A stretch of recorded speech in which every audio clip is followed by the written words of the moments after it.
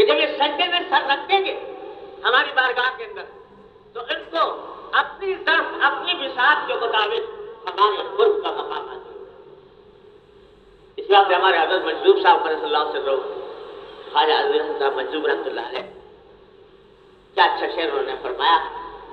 کہ جو اگر سجدے میں سر رکھ دوں زمین کو آسمان کر دوں، میں جب سجدے میں سر رکھ دوں زمین کو آسمان کر دوں، کہ جب اللہ تبارک و تعالیٰ کے بارگاہ میں یہ سر جھک گیا اس کے آستانے پر یہ پیشانی ٹک گئی تو یہ زمین بھی آسمان بن گئی اور وہ مقام قرب حاصل ہوا جو اس کائنات میں اس سے زیادہ قرب اللہ تبارک و تعالیٰ کے ساتھ کسی اور طریقے سے حاصل نہیں۔ حضرت مولانا شاہ فضل الرحمان صاحب مراد آبادی رحمۃ اللہ علیہ یہ بڑے عجیب درجے کے بزرگ تھے اور یہ اللہ میں سے تھے۔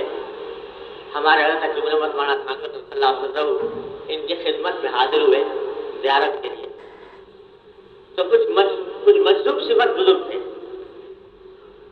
تو جب واپس جب حضرت پہنچے تو تھوڑی دیر باتیں کی، تو اس کے بعد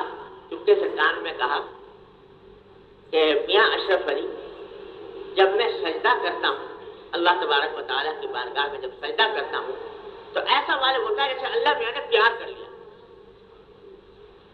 ایسا لگتا ہے جیسے اللہ میاں نے پیار کر لیا۔ جن کو اللہ تبارک و تعالیٰ یہ سجدے کی لذت عطا فرما دے، سجدے کا کیف عطا فرما دے، تو ان سے پوچھو کہ یہ کیا چیز ہے یہ سجدہ، وہ کہتے ہیں سجدے کی لذت سب سے زیادہ قرب اس میں حاصل ہو رہا ہے اللہ تبارک و تعالیٰ۔ تو ہمیں آپ کو کیا پتا کہ یہ سجدے کے اندر کیا لذت ہے، کیا کیف ہے، کیا اس کا نور ہے اور کیا اس کی برکات ہے۔ بہرحال پھر بھی اس کو ناقص نہ سمجھو، اس کو بیکار نہ سمجھو، اس کی ناقدری نہ کرو، یہ بھی بڑی نعمت ہے۔ دھیان سے بے دھیان سے